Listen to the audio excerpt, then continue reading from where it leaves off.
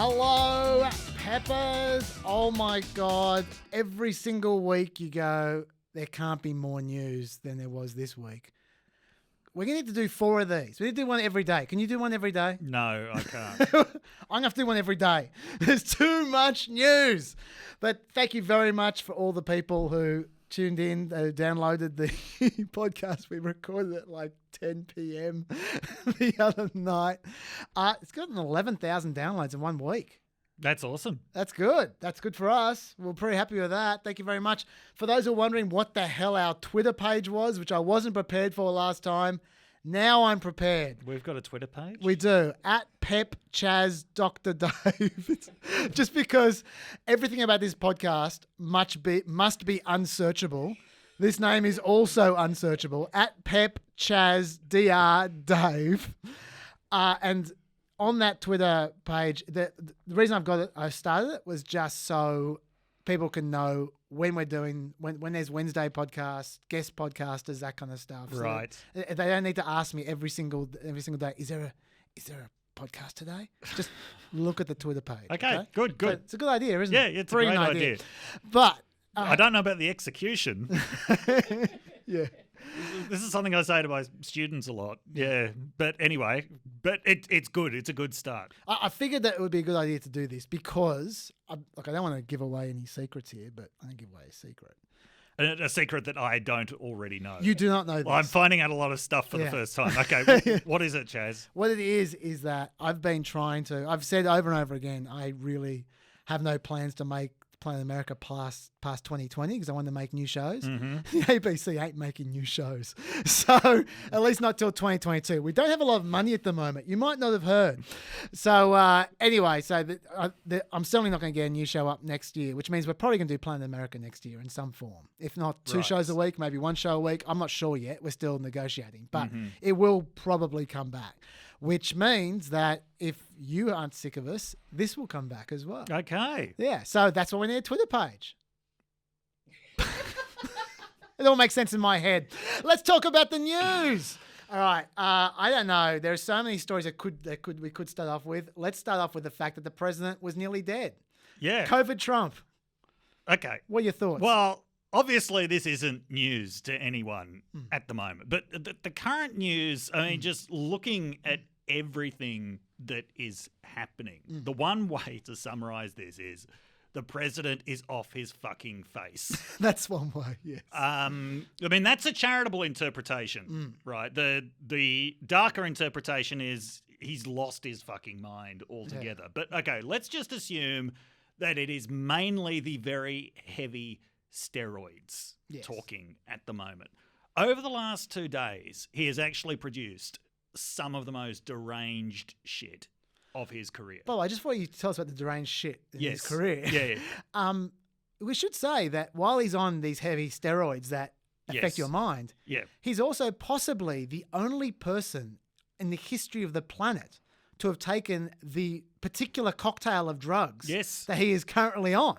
That's right. Because only 10 people have taken Regeneron, and they didn't take Dex and Remdesivir at the same time. No. So God knows what this does to your brain when you put it all together. Anyway, go on. I wanted to come up... Feeling like a god might be a side effect of it. It could be. Yeah, it's untested. Is that why you're the hand of God? Exactly. Are you on all those drugs?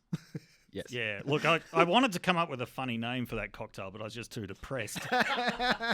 Okay, so we'll talk about the 2 wacky videos that he's made in a second. Okay. But for those of you not attuned to the 2 interviews that he did today by phone, one with Maria Bartiromo on Fox News and one with Sean Hannity on Fox, here's a bit of a summary from the New York Times. Sorry, I'm just reading directly from the New York Times here. Trump. Unless Bill Barr indicts these people for crimes, the greatest political crime in the history of our country, then we're going to get little satisfaction unless I win, and we'll just have to go because I won't forget it, Mr. Trump said, referring to the investigation into his 2016 campaign ties with Russia. But these people should be indicted. This was the greatest political crime in the history of our country, and that includes Obama and it includes Biden. Okay, so he is actually literally calling for the arrest of Joe Biden at the moment. He's also challenging Joe Biden to debate him at the same time, which is great. From jail. Because it kind of brings the two halves of the online right together. What we might call the QAnon sphere, arrest everyone and summarily execute them, and what we might call the Ben Shapiro sphere. Yes. Debate me, debate me, debate me. Okay. Mr. Trump has often argued that his political antagonists should be prosecuted. But in this case, he went further by indicating that he had directly pressured Mr. Barr to indict without waiting for evidence. He's got all the information he needs, the president said. They want to get more. They keep getting more. I said you don't need any more.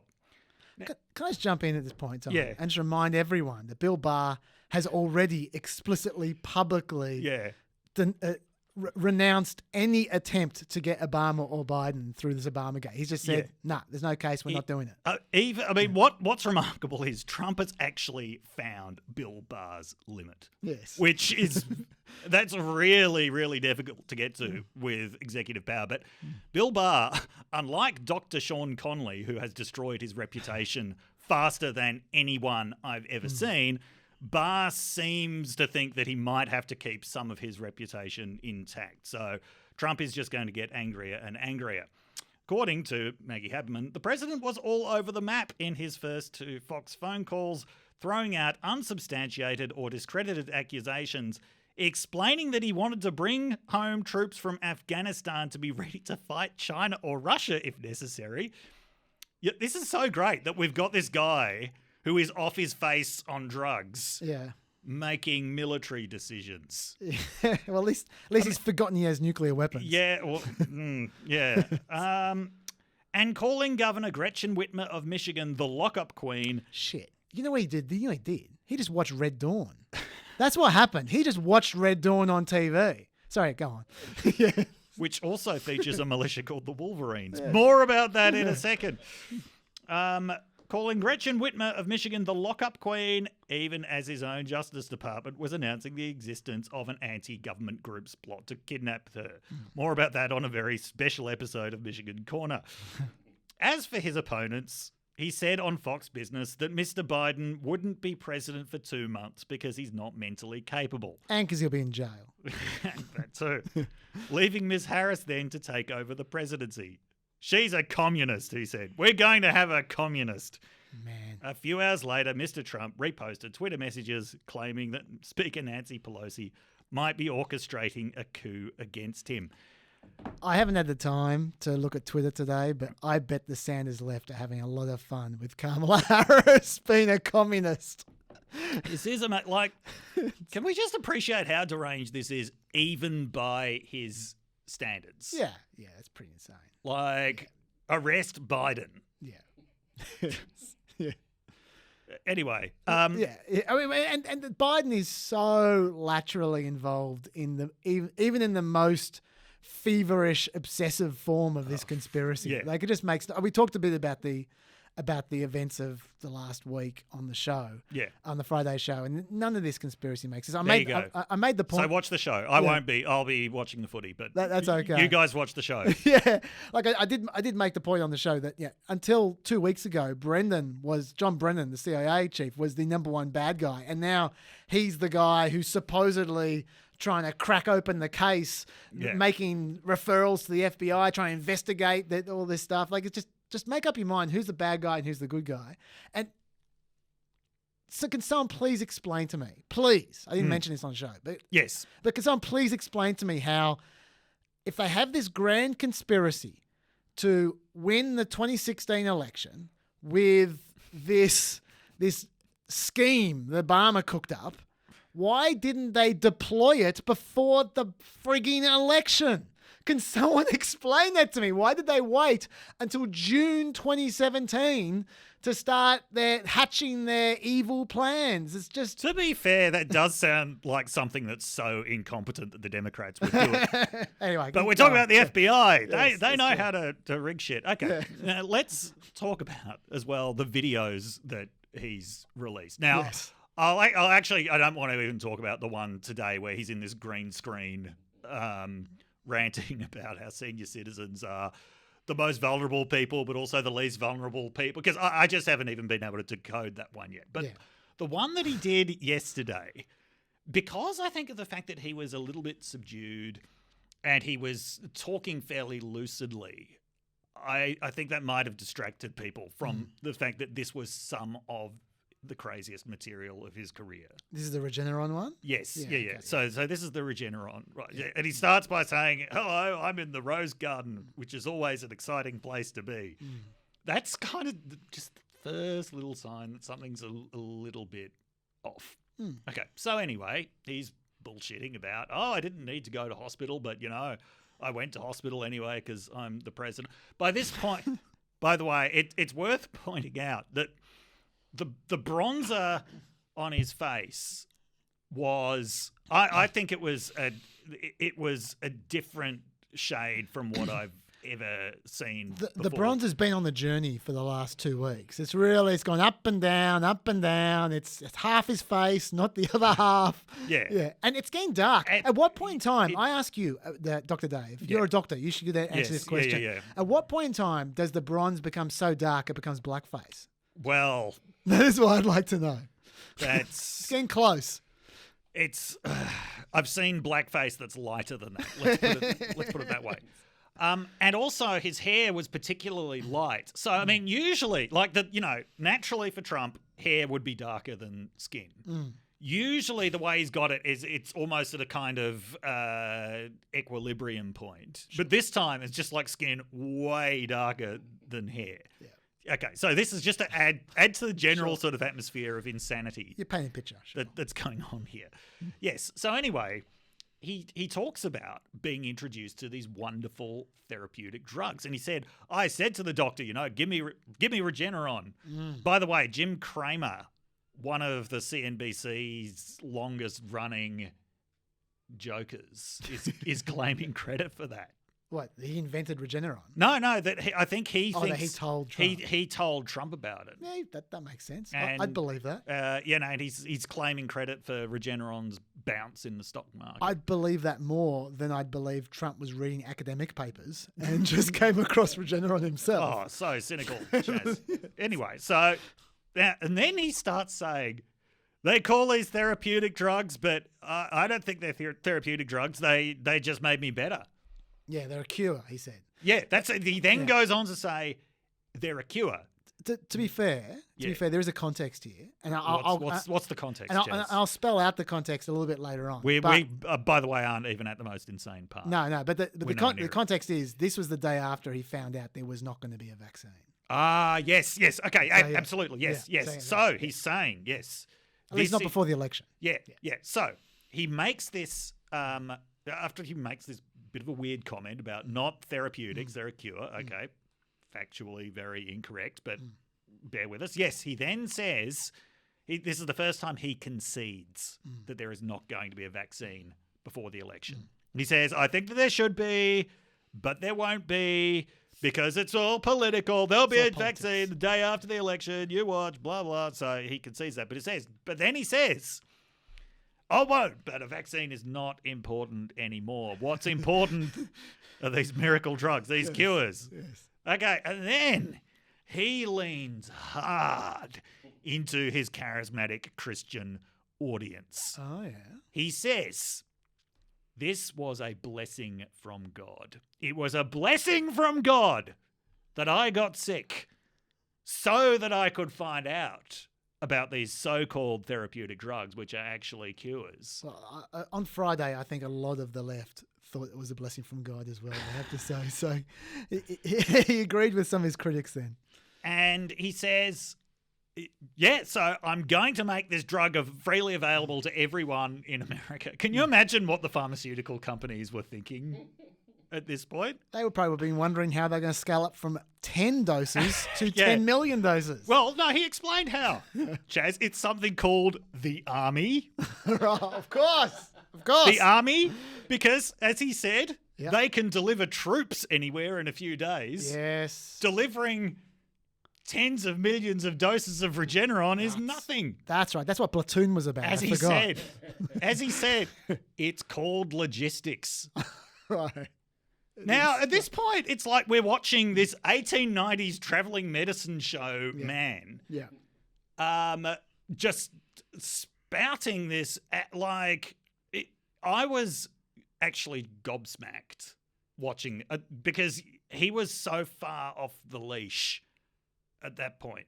That could not have been anything that was done anything that was written in consultation with anyone else. I'm sure that's the case. Because nobody would have thought that was a good idea. Well, did you see the article in Vanity Fair, I think, about 3 days ago, written by Gabriel Sherman, about how Don Jr. and Ivanka were arguing amongst themselves about whether Trump was being too crazy and he had to crack down on him. Yeah, Don Jr. And Don Jr. in particular wanted to stop him, but he couldn't get Ivanka Trump and Jared the guts up to join him, and he was too scared to confront him by himself. I did see that. Yeah. It's a very funny article. And this was before all that. Yes. Yeah. So, I mean, it was quite like, you just look at this, you're like, Trump is tripping balls. This is absolutely insane. And yes, that was how he was telling the world what great shape he was in, how fine he is. Go on. No, I was going to say, you know what I think's happening here? What? Obviously the drugs are playing a role, but yeah, obviously, but I don't think they're playing the major role. What do you think's the major role? I think the major role is he's looking at the polls. No one cares more. The polls, the most powerful drug of all. Yeah, well, for Trump, no one cares more about he pretends he doesn't, but no one cares more about MSM polls than Donald Trump. He's obsessed with them. And he's seeing plus 16, plus 14. And just think about a miracle cure. Yeah, just think about the abyss that he is just currently just swirling around in at the moment. Throw the drugs on top of that. I think that's what's going on there. I think it's psychological stuff, not just chemical stuff. Not just chemical yeah. stuff. But anyway, go on. Yeah, you could be right. But I just also want to. I mean, this performance I mentioned that was squarely aimed at his charismatic Christian audience. I've talked a lot about the charismatic Christians on this show. These are people who believe that he is uniquely gifted by God. And so, they would have absolutely lapped that up. But it's also been interesting, though, over the last week to see if he actually had any sympathy with these people or any real understanding of them as anything other than a target market of suckers. He would have said at some point about the importance of prayer in helping him survive COVID. His own prayer, the prayers of literally tens of millions of Christians, which would have been pouring into the prayerosphere. That's a word I just made up. It's a good word. He would have said something about the importance of the power of prayer. No, nothing. No, it's all about basically how awesome he is and how great the drugs are. Well, to be fair, he did have his own Pope-mobile at one point in time. But yeah, that's a good point about prayer, yeah. Anyway, I think from now on, if he does do another campaign rally, which is insane, right, absolutely. You might want to test negative before he does it. I would have thought. And by the way, the interviews he did today suggested he has not tested negative. He told Hannity that we found very little coronavirus. Oh, dear. I don't think they give you a volume knob when you test for coronavirus. No. Now, okay, if he does a rally, people will turn up because it's become quite clear by this point there are literally people who will die. Donald Trump plans Florida rally on Saturday amid COVID test secrecy. That's from The Guardian an hour ago. Thank you very much, hand of God. Of course, Florida. I'll tell you who's going to turn up. You're going to turn up. You are besotted with the new Trump. You're going to be there with your notepad. But the song that they should play? Yeah, what's that? Tism's He'll Never Be an Old Man River. That is what they should play. Okay. Yes, I won't sing that. You guys can look that up if you're not familiar with that one. But so anyway, I mean, there's not a lot more to say at this point. Trump is ordering Barr to arrest his political opponents, which not even Barr will do. Trump is in a state of mind that is so far away from anything that you would judge as vaguely responsible. Like if one of your relatives was in that condition, you wouldn't be letting them leave the hospital, let alone running the most powerful country on earth. The hospital would not let them leave the hospital. No. Yeah. So it's a pretty dire situation to be. As I said, I hope that no military emergency develops. I really do, because there could be some incredibly bad decision making happening at this point. There certainly could be.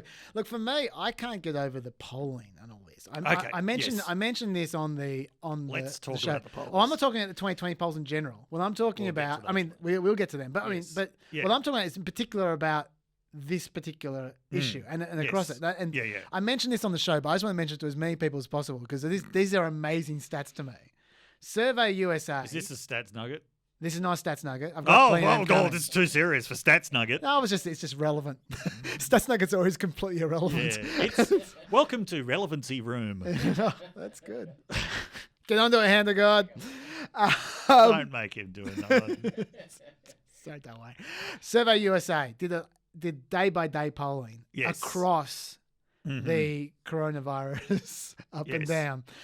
And they found that, firstly, likely voters after Trump and Biden debated, but before Trump had revealed his COVID diagnosis, they were going to Biden by 8 points. Right. After Trump acknowledged his COVID, but before he went to hospital, Biden was only up by 4 points. Trump made ground. There was a sympathy bounce. But then after Trump went to hospital, Biden started leading by 16 points amongst likely voters. And that's not the only poll that's found that. The Franklin Pierce Herald also found before the polling, Trump was trailing Biden by 5 points. In the 3 days of polling after hospital, Biden was winning by 21 points, 55-34. Okay, so people really fell off. People really fell off after the hospital, and there's all kinds of. We can only speculate why. Actually, look, it makes sense to me. On the day, I didn't know how to react when I heard about it on Friday. I was just going, well, you don't want this guy to. Like, this guy might die. I didn't want him to die. You naturally feel sorry for the guy. But then Wouldn't go that far, but as a matter of human principle, I didn't want him to die. I do think that the amount of stupid activity he undertook. Yes. When in hospital, like his little limo run. And the videos he's recording, the posed shots of him working real hard, and then it's going on from then. What I think is going on. Yeah, also the information that came out about everything that was happening in the days before. Yeah, absolutely. Just the rampant irresponsibility that led to that point. I was about to say, I think on Friday night, I at least was willing to give him a benefit of the doubt of how he caught it. If Hope Hicks had it. And I never gave him the benefit of the doubt. That's fair enough. Maybe that's my weakness. Yeah.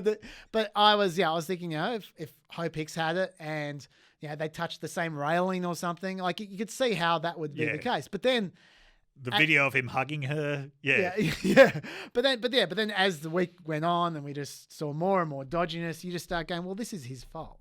Yes. And you look at the polls, like Reuters, 65% said if President Trump had taken coronavirus more seriously, he would not have been infected. 65%, that's cutting the Republicans, right? Who's the 35% that doesn't think that? 34% said they thought Trump had been telling them the truth about coronavirus. 34%. Wow. Right? God, that's dire. That's more than 100 million people. Yes. And of those polled, 57% said they disapproved of Trump's response to COVID-19 in general, and that went up after he contracted it. Yeah. So it's a rather blunt morality tale. It is. This one. And the fact that they've then tried to turn this into Biden's too scared to get COVID. That was a weird bit of spinning, and also that was a shortcoming of Biden. Yes, that he hasn't experienced. He doesn't know what it's like. He doesn't know what it's like to infect dozens of his own staff. Yeah, well, it's leadership. It's leadership, Dr. Dave. I think he's leading from the front. People have mental models that they aspire to, and like the model of the guy who doesn't get COVID, I think is rather than the one who does, is the one that they prefer. And Trump should know this because remember one of his greatest laugh lines of 2016 about John McCain? I prefer people who weren't captured. I prefer people who don't get COVID. Yes. While we're talking about bad talking points, I've gathered my yes. 3 favourite terrible talking points. Yes. And there are so many of them. I'm going to do a countdown for you here, Dr. Dave. We're going to start off with, I'm not going to waste the podcast time by getting you to guess who they are. But I bet if I gave you 5 guesses, you would guess Matt Gaetz would be one of them. Absolutely. Yes. So let's start off with his talking point. Yeah. Here we go. And bonus points to Tucker Carlson as well for his reaction. I'm playing all the way up to his reaction because I love it. What I can tell you is that if this virus can get into the Oval, into the body of the president, there is no place where it could not possibly infect one of our fellow Americans. And that's why it's so important to continue executing on President Trump's strategy to allow our country to open up, but then to ensure that we protect the vulnerable, because there is no lockdown that can be a panacea to save everyone from everything. And this is proof positive that's the case. I hope that in a matter of days or weeks, we're not talking about how Trump survived the coronavirus, but maybe how the coronavirus survived Trump. He is the hardest working man I have ever met. He's one of the strongest, and I wish him all the best. Well, it's such a smart point. Okay, so it's such a smart point to say because a person who's taken almost no personal precautions whatsoever again to protect himself from COVID got COVID. It reminds me of the Simpsons line with Ned Flanders' beatnik parents. You don't believe in rules, yet you want to control Ned's anger. You gotta help us, Doc. We tried nothing and we're all out of ideas. That's right. Well, because of this extremely careless person got COVID, therefore we must open up the entire economy and give up. There's no other option. Was that from Gates, by the way, before or after he tweeted, "I will never love another president again"? I'm not aware of that. He tweet. actually said, "I will never love another president again." You know what? I reckon you will. Yeah. I reckon he's the loving kind. What if it's his son? Anyway. Okay, so Matt Gaetz. So that's number 1. Matt Gaetz, number 1. Okay. Excellent. Well done, Matt. Yep. Number 2 is Kelly Loeffler. Early on. Yes. Remember, China gave this virus to our president and first lady. We must hold them accountable. So China... We've got to go and give it to them. China was going around ripping masks off Trump's face every time he put one on. And Kelly Loeffler, by the way, a little bonus. Did you see her tweet about Mike Pence? No. Missed that one somehow. This is a direct... Everything I'm about to read you is a direct quote from her tweet, okay? Yeah. Starting now. Okay. Generic tweet for after the debate. Couldn't be prouder to have Mike Pence as America's vice president. Thank you for standing for freedom. And she tweeted. She tweeted that, yeah. She's so authentic. I love Kelly Loeffler. Okay. And I'm so proud of the number 1 talking point. Yes. Everyone's talking about it. We should play the national anthem. Aussie Miranda Devine. You can always rely on an Australian to come up with the absolute worst take. But look, we should... often it's us, but... This is one of the things I love about America. Yeah. They take our exports. Our high-value exports. Miranda Devine. Oh, look, she's so high value, Trump's going to slap a tariff on her. Take it away, Miranda. I think it's just incredibly selfish of, older people or neurotic people who are timid and afraid and won't come out of their basements to consign children and young people to miss out on the most important parts of their lives, on schooling and on the prime of youth. The prime of youth. It's selfish of old people to want to stay alive, and so these children miss out on a term of school. I'm just loving Miranda Devine talking about the prime of youth. Yes. It sounds incredibly creepy. Do you know how quality a talking point that is? That actually made Dana Perino crinkle her forehead, and I don't think anything exists that could cut through that much Botox. Like honestly, without the Botox, I think her forehead would have just folded in 2. she had to crinkle that hard to get some movement in her forehead. It is extraordinary. And by the way, I just don't think that this whole line, Trump recovered from COVID, therefore no one's got anything to worry about. Chaz, I don't think it's playing very well. No. I think, remarkably, that voters have some kind of awareness of the fact that Trump was treated in literally the most exclusive medical facility on earth. With an experimental medicine. With experimental medicines that won't be available to anyone else for years, and then when they are, will be at extremely high cost. I think that people have some kind of awareness of the fact that they're not going to get the same treatment as President Trump if they get sick. I keep on saying we're going to get to the polls, and we will. The old people polls are telling, I feel. Yes. I feel they're very telling.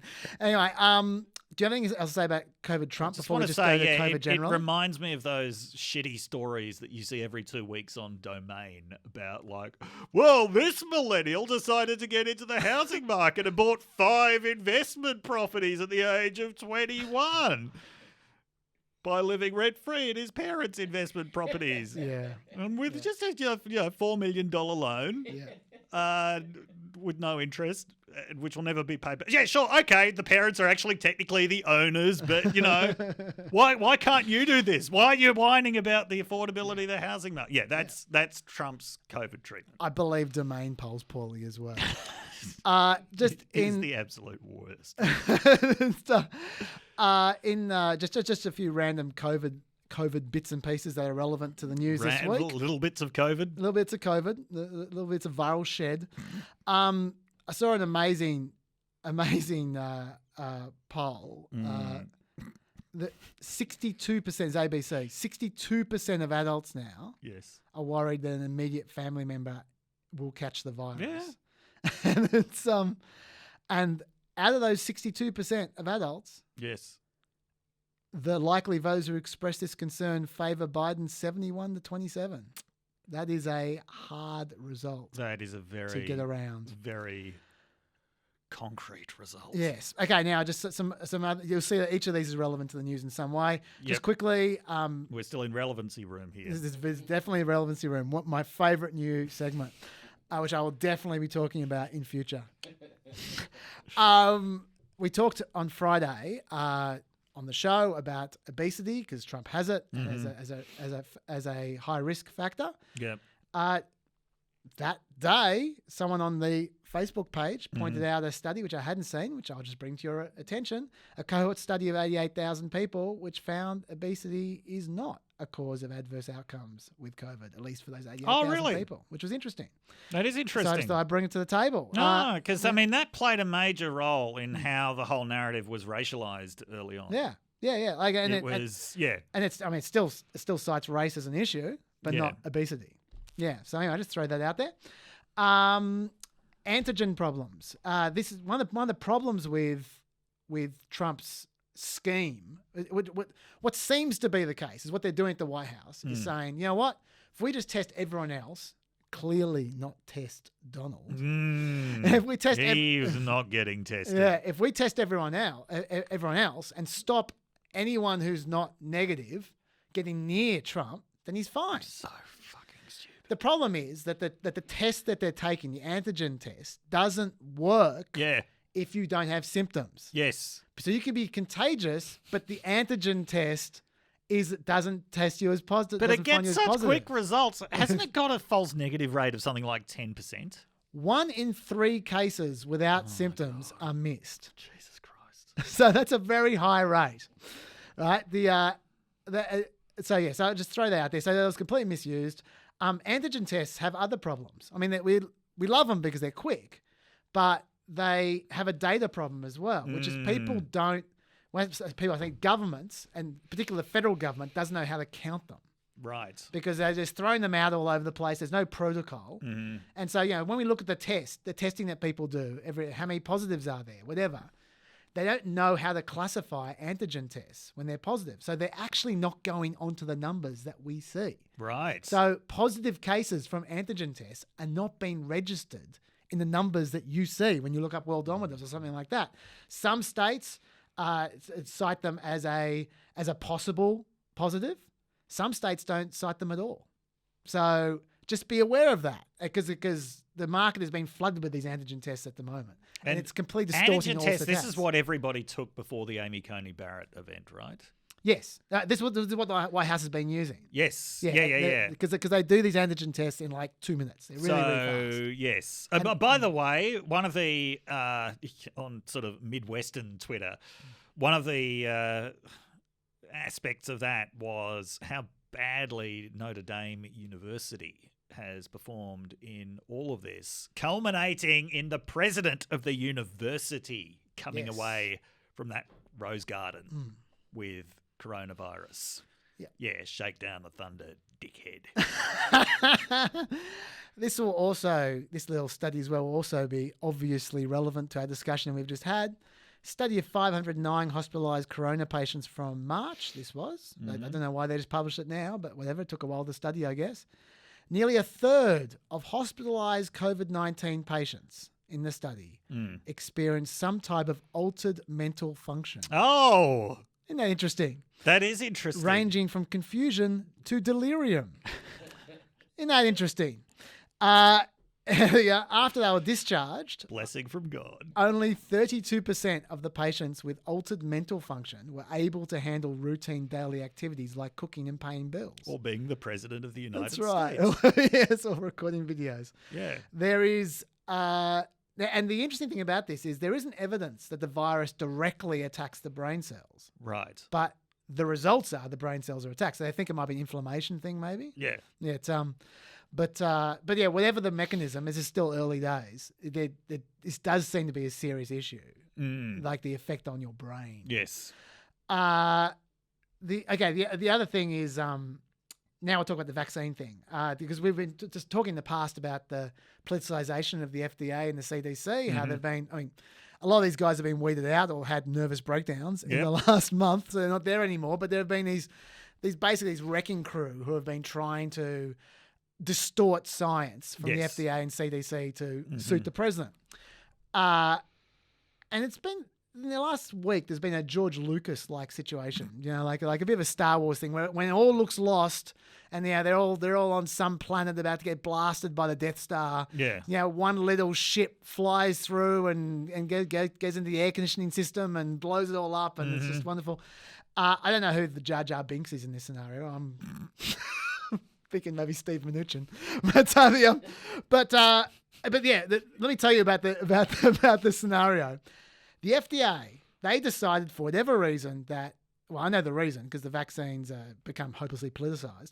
They decided that there was no point putting out a vaccine that no one trusted. Yes. And so they wanted to bring in a tougher standard to prove that the vaccine was reliable. Yes. And they said if a pharmaceutical wants even an emergency authorization, that's the quickest approval. Yes. They have to follow participants in phase 3 trial for a median of at least 2 months, starting after the second vaccine shot.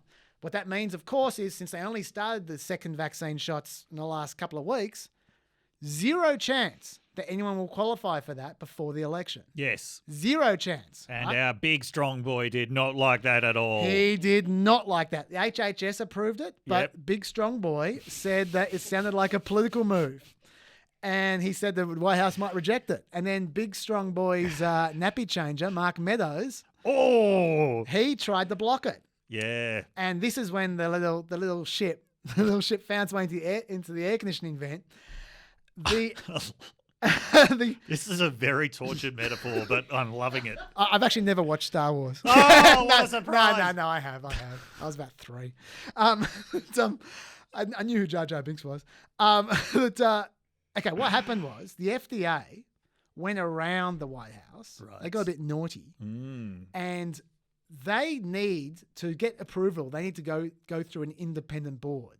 Right. Yep. An independent board which has nothing to do with them or Trump. No one has any control over this independent board. They need to get approval from the independent board. And they basically showed the independent board the guidelines and they said, you know what?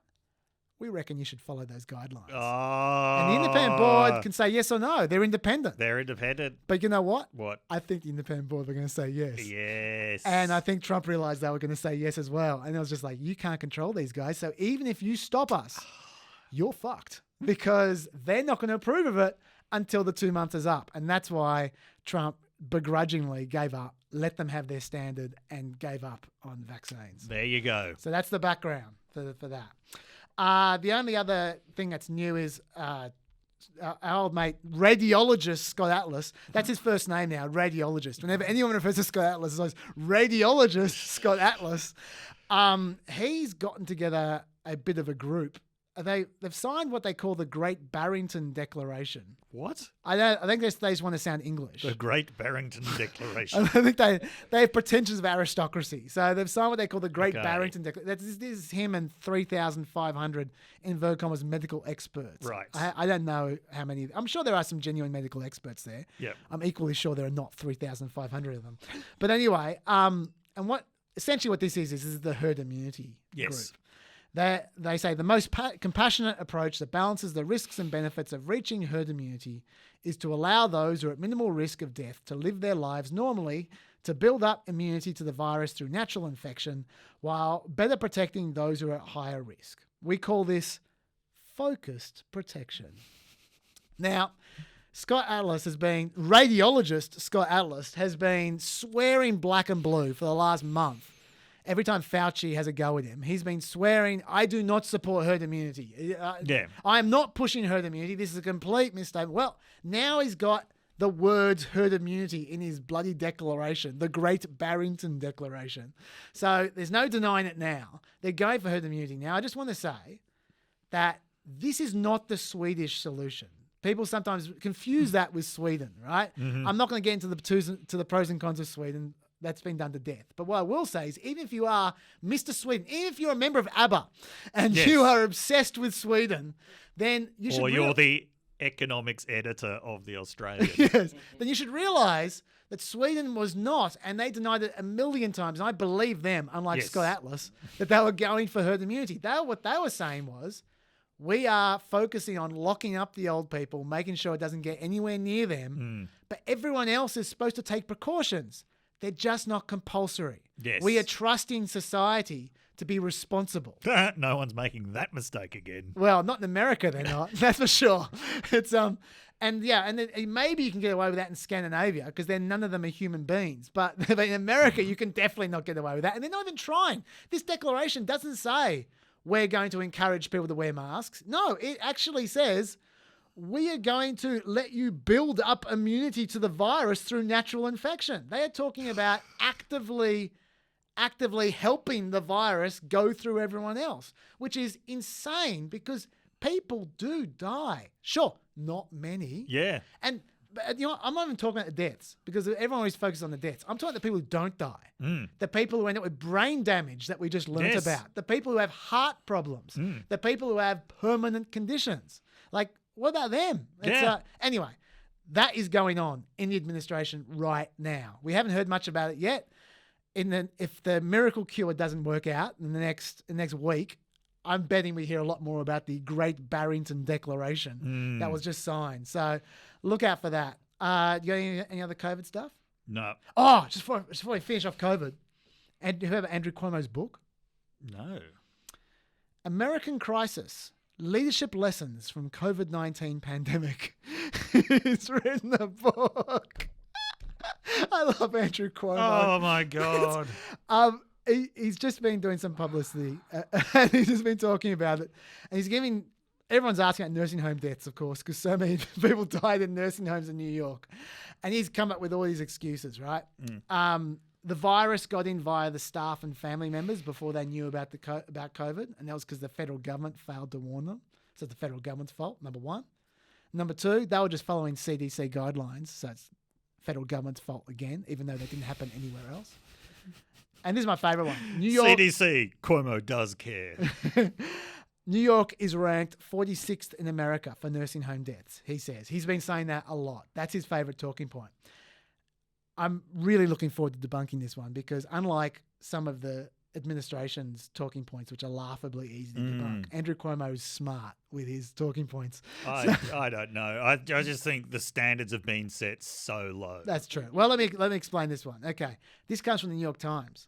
This comes from a New York Times analysis from about 2 months ago.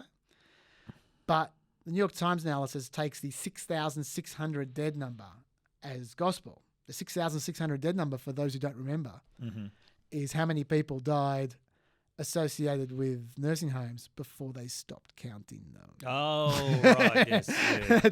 That's at some point in time they said, well, if you don't die in a hospital, you don't count. And a lot of them, I've forgotten about that. yeah, and But they, you know who remembers? Chaz remembers. I remember. And the other thing is that 46. That sounded like a line from a horror movie. that 6,600 number as well. Yes. That's a lot of people still. Yeah. But as a percentage Mm-hmm. of New York's total dead, Mm-hmm. then that's 46th in America as a percentage of New York. Wow, okay. See, in other words, what Andrew Cuomo is saying is so many people have died of COVID in New York that it makes our dodged up nursing home statistics seem lower as a percentage Awesome. than the rest of America. So don't buy Andrew Cuomo's book. You've already heard all the best bits. So, you know what it's time for? What? Stats Nugget! Never gonna react. No. This is a COVID-related Stats Nugget. So it should be in relevancy room. They recently tallied up the people who got stimulus from COVID. Mm. Unemployed people. Because lots of Yeah. unemployed people applied. Not all of them got it. Mm. 24% of the people who applied for unemployment benefits did not receive it. 12 million out of 50 million people who applied did not receive unemployment benefits. This is interesting. The people who got it versus the people who didn't get it. Okay? 32% of applicants who earned less than $25,000 did not receive unemployment benefits. Okay? 32% of those who earned less than $25,000 who applied did not get it. 23% of applicants who earned between $25,000 and $35,000 didn't receive it. Okay. Yep. Then every other income range, Mm. about 20% of applicants who did not receive it. Okay. Except the least percentage of applicants who didn't receive it were the ones who earned $100,000 to $150,000. Of course. Only 18% of Of those course, applicants yeah. did not receive it. Race. You can see where this is going. And so 21.9% of applicants who were white did not receive it. 19% of applicants who were Asian did not receive it. 23% of applicants who were Hispanic did not receive it. And 30% of applicants who were black did not receive it. So that is your utterly depressing, yet predictable Stats Nugget. Dave, Yes. we've got the music out. Let's keep on rolling. Oh, okay. It's the Michigan Corner. Very special Michigan corner. This is a big corner today. Because, of course, today we woke up to the news that 6 men had been arrested for plotting to kidnap Michigan Governor Gretchen Whitmer. Then a further 7 were arrested for being involved in the conspiracy. And this was to overthrow the government? This was to overthrow the government and start a civil war. I couldn't quite work out how the overthrow the government bit worked. Yeah. Because there are other Democrats out there other than Gretchen Whitmer. Yeah, well, so the plan was to take her to a remote location in Wisconsin at some point before the election and put her on trial I see. for treason. Now, you may already be beginning to get the sense that the guys involved in this were They're on decks? well, yeah, not the sharpest tools in the shed, to quote Smash Mouth.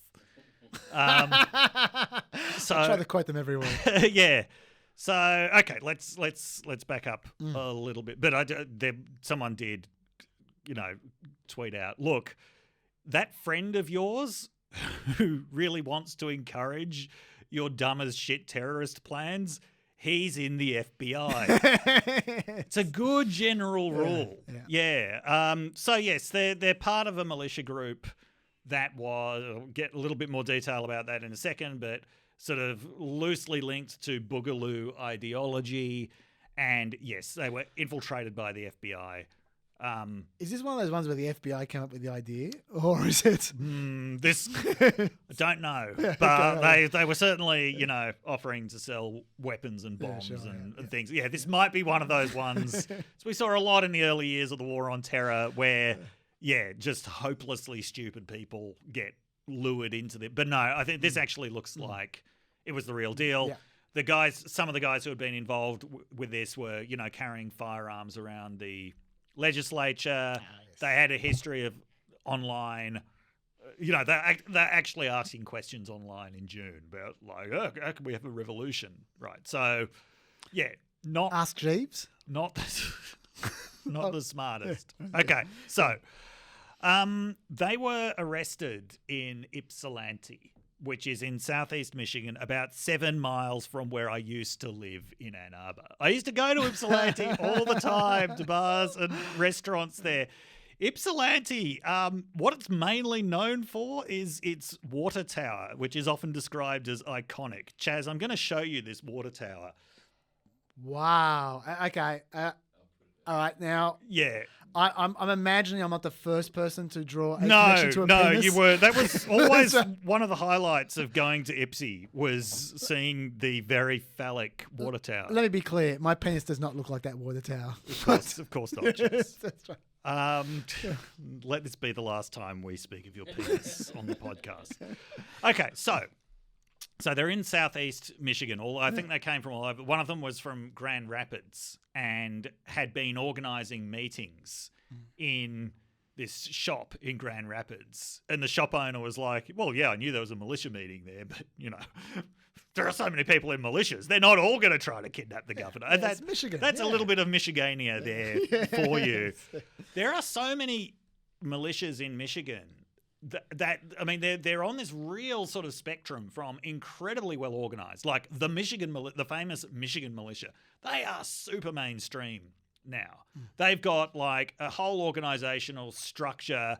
They've, I think they're probably, they're legally organised according to a corporate structure. They've got PR. They've got a mission statement, and they're very much like when the Hootery got busted. I've talked about them before. They were like, this Christian nationalism, this does not represent the true militia move. We're welcoming of everyone.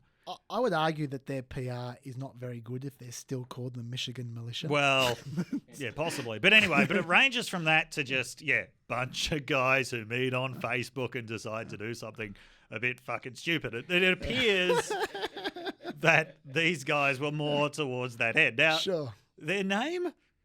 The Wolverine Watchmen. Wolverines! Now, this might sound like they've just put together a few Marvel names, but no.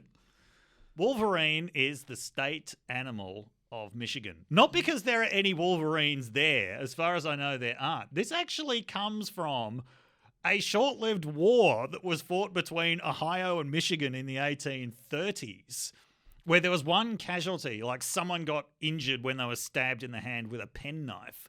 But the ferocity of that penknife attack was enough to earn the Michigan soldiers the nickname Wolverines. Okay. And if you're wondering how that war turned out, well, Ohio won because the compromise that they reached was Ohio got the city of Toledo and Michigan... So did they really win? Well, this is the thing.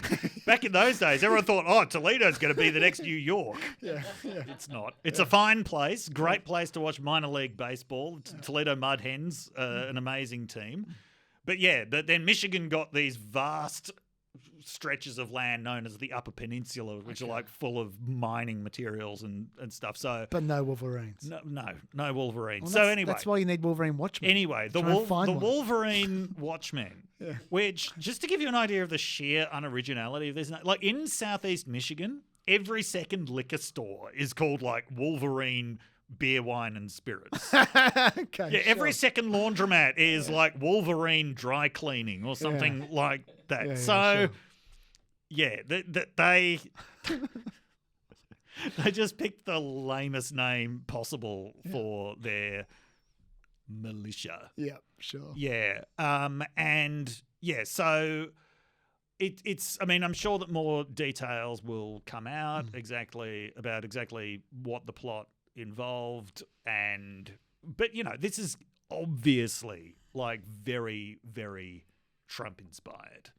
And it has not been lost on anyone that in April Trump tweeted out, "Liberate Michigan." And, here's what you get. Now, Trump, of course, was typically gracious towards Gretchen Whitmer when he heard the news of that. He had a 3-tweet thread about this, which I will just bring up now. Okay. Governor Whitmer of Michigan has done a terrible job. She locked down her state for everyone except her husband's boating activities. By the way, that's a reference to the fact that the Wolverine Watchman wanted to blow up her husband's boat. Revolution! The federal government provided tremendous help to the great people of Michigan. My Justice Department and federal law enforcement announced today that they foiled a dangerous plot against the governor of Michigan. Rather than say thank you, she calls me a white supremacist. So, okay, just this is another part of Trump's high as balls moments.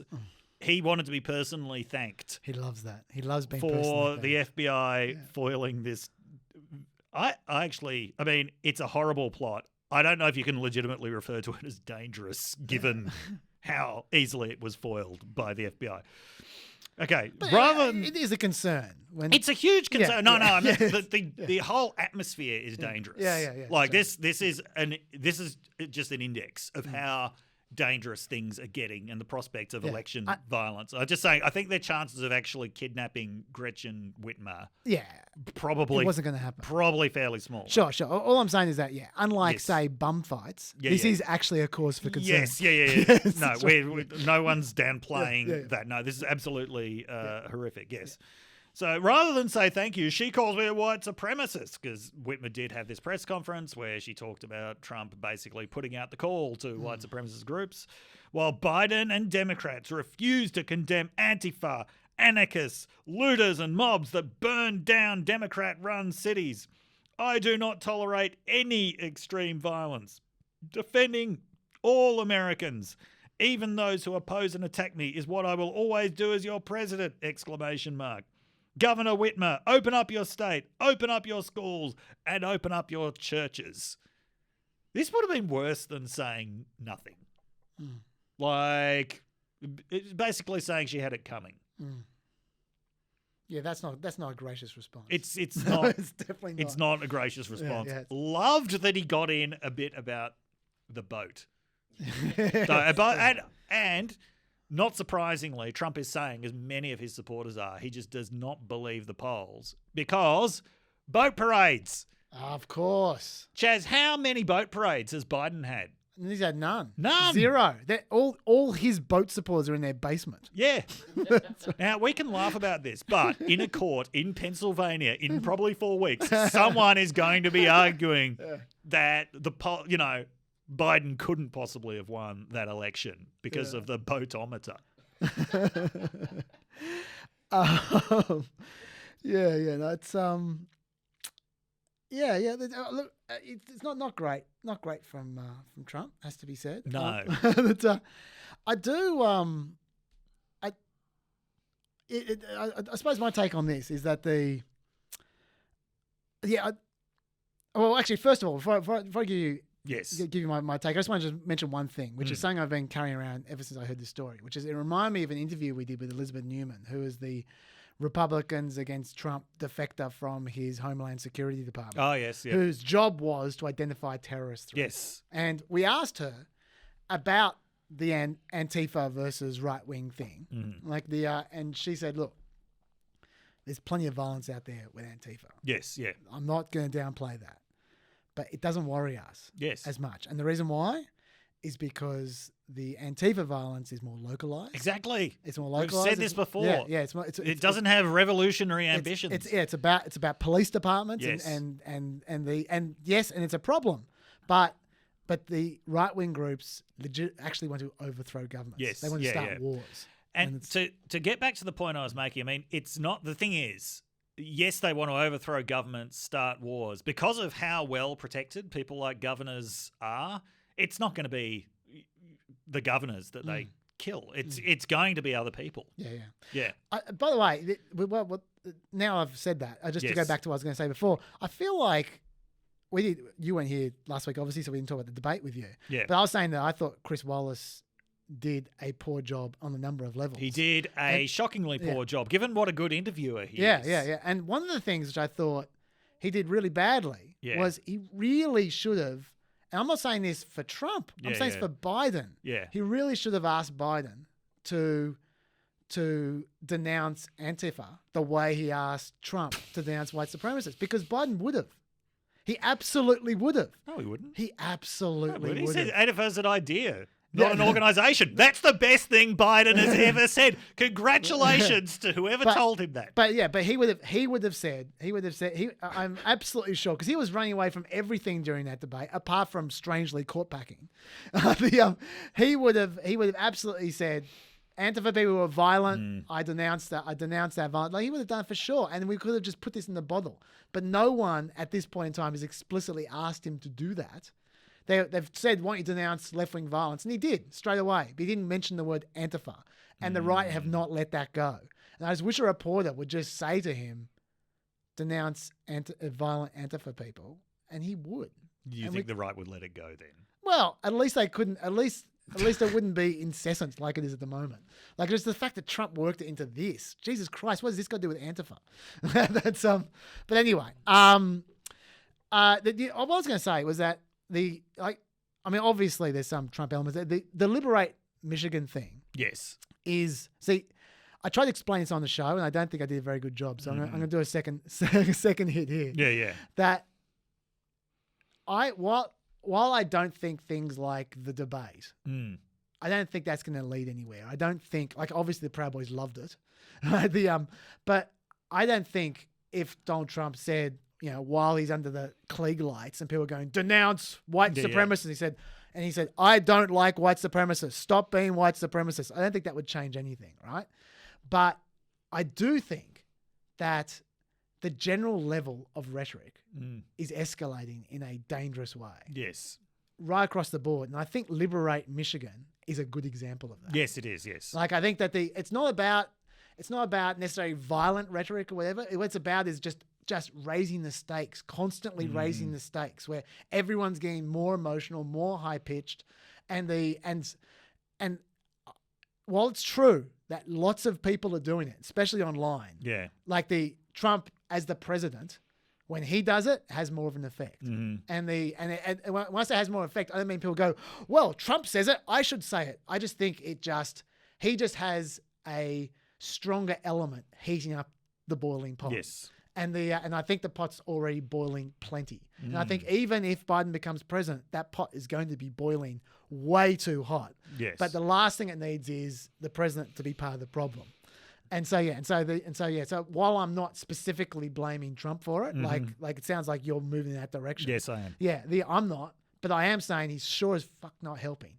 And the problem we've got is at some point being the most powerful man on earth and sure as fuck not helping and constantly complaining about the other side, you're responsible. I'm not chiding you. I'm just saying that even someone like me who really doesn't like to go in that direction thinks just the general words having consequences. No, the general level of words should be allowed to live free in Care Bear land. Let me get you some Voltaire. I feel like. By the way, just everyone, just to be be clear, Voltaire never ever said, "I disagree with what you say, but I'll defend to the death your right to say it." He never said that. One of his biographers made that up. Really? Yeah, it's a great example of free speech, just making shit up and putting it into a dead philosopher's mouth. One of the reasons why I resent that so much is because, as a high school debater, I just saw that line repeated so many times. Like, I remember in the 90s when the context was the Australian government not letting David Irving into the country. And, we'd debate about that, and some year 8 private school shit would say, as Voltaire said, I don't agree with what you say, but I defend to the death your right to say. It's like, really? Really? You're going to take a bullet for David Irving to come here and deny that the Holocaust ever happened? Man. Like, no one who has ever said that actually I was believes gonna say, it. You should have taken them up on it. You should have gone, okay, all right. No, all right. not the violent type. Right. I'll watch you Chaz. defend that to the death. Never was. Okay, Never was, but I do understand that words are weapons. Well done. let's move on to 20. Do you have anything more in Michigan Corner? No, thanks. No, okay, let's move on to 2020 debates, all that kind of stuff. Before we do, though, not a stat nugget. Fact nugget. Oh, God, is there separate music for that? No, there isn't. It's just the same one, but just God, I'm glad I never listened to this show. Shepard Smith has just begun his a new shift on CNBC. He's doing the news on CNBC. Oh, he's gone from Fox to Yeah. Oh, he left okay. he left Fox a while ago. I haven't been. Big I have viewer. not been keeping up with the court intrigue. But he was out. He was still in contract until just now. He Yeah. finally left his contract, and so now he's started on the CNBC. And he started in a blaze of glory, as Shep Smith does sometimes. I think that you'll be hearing a lot more of Shep Smith on CNBC. I think he's going to make some news. But Yes. do you know what Shepard Smith's real name is? No. It's not Shepard Smith. Oh, really? Shepard is his middle name. What is his real name? David Smith. Look, I don't blame him. Do not blame him for wanting to change his name. Do you have a middle name, Dave? Thomas. Thomas? Would you ever think of calling yourself Thomas Smith if you're on Fox No, News? it's not. It's like someone said on Twitter, do you regard people with your own name as friends or enemies? Yeah. And it's like, well, we're friends because I can't afford to have 125,000 that's fair. enemies. Yeah. But, I've just become reconciled to the fact that, first of all, I'm never even going to be the best known non-American David Smith who commentates on American politics. That's David Smith, the Washington correspondent of The Guardian. Oh, yeah, I did see him the other day. Yeah, we follow each other on Twitter. I think he probably thought it was hilarious that I'd follow him, so he gave me a sympathy follow back. And I think liked one thing of mine and then it's probably muted me since. But yeah, so David Smith, I think it's the second most common name in the English-speaking world. Well, I can tell you now that I definitely hate all Chaz the Chadellos, especially me. But, by the way, while I was looking up that thing about Shepard Smith, it just suddenly occurred to me. You got Shepard Smith, you got Wolf Blitzer. I thought you were going to say his real name's Cowboy Smith. No. What is it with American news people and sheep metaphors? Shepherd, wolf? Shepherd, the shepherd and the wolf. They should team up. They really should. Because I would get wolf off CNN. That'd be nice. All right, let's talk 2020. Whoa, shade. I know that you're not really into debates, and to be honest, I'm not either. Yeah. So, but I'll just race through these. I'll give you the opportunity to say anything you want to say. Right. Yeah. First debate. Do you have anything to say at first debate? No. Okay. Abomination. All right. I just saw a poll which was interesting, so I was throwing in there from New York Times of Pennsylvania and Florida, kind of important states. Yep. They said Biden won the debate 37-21. That's not a big surprise. But 65% disapproved of Trump's conduct to 37% disapproved of Biden's conduct. 65% seems to be the upper bound on these things, doesn't it? It does. Yeah. Today it is. 48% supported Trump less after the debate. 31% supported Biden less after the debate. Now, this is the bit I like the best. Yeah. 1/3 of the president's supporters said they disapproved of his performance. Whoa. Including 11% of the president's supporters who disapproved strongly. Wow. So just throwing that out there. Probably 100% of the president's staff. Yes. And these stats I actually tweeted out, but for those who didn't see the tweet, these are the most amazing stats. There were 1,210 transitions between speakers in the first debate. Christ. The average length of a segment without interruption or the person stopping talking, 4.67 seconds. Or 17 words. So that's slightly less than a sentence. Wow. There was 741 Biden's just getting interruptions. started at 17 words. That's right. the preamble to the start of the sentence. Yes. And that's 741 interruptions in the one debate. Wow. The closest cohort, that's from FactBase, the closest cohort they could find was the second GOP debate in 2015, where the mic changed hands 725 times. So that's about half, a little more than half. But that debate had 11 candidates and 2 anchors. That's amazing. Why does anyone want to see and another was 3 one of hours these? long. Yeah. So that's the first debate. You got nothing to say about that? That's fine. Let's move on to the second debate. Do you have anything to say about the second debate? So the vice presidential debate. No, other than I actually wasn't watching it. Okay. That's a good thing to say. I was watching my Twitter feed and watching everyone make the same jokes about flies at the same time. Yeah. Yeah. Yeah. I've stopped looking at Twitter during debates or even after debates because I find it preferable to watching the debates themselves. Look, I'm not saying debates are fun, but I find there is I don't want to sound like Jim Jordan, but I do feel like there's a lot of groupthink on Twitter when during debate time. They all kind of say the same thing, and it's usually they make the same fucking jokes. Yeah, there you go. What was the jokes that everyone was Whenever making? you made the pretty fly for a white guy joke, senior academic, you were not the first one to make it. You were not even the first senior academic to make it. That's a good joke. Whoever thought of it? No, it's not a good joke. It's a terrible joke about a terrible song. Don't hold the song against the joke. It's wordplay. That's okay. Top to the hottest 100. Yeah, back in 1998. I feel like you have unresolved issues.